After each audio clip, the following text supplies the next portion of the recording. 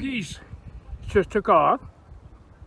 Now we have a pair that come up to our house, so we don't know if that's the pair or not. We have no idea.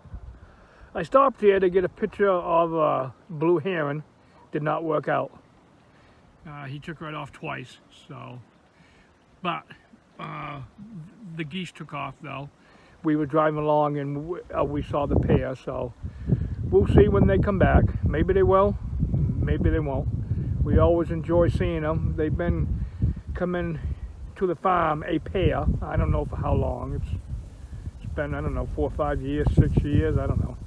But it's nice to see them. So we'll see if they end up at the field or not.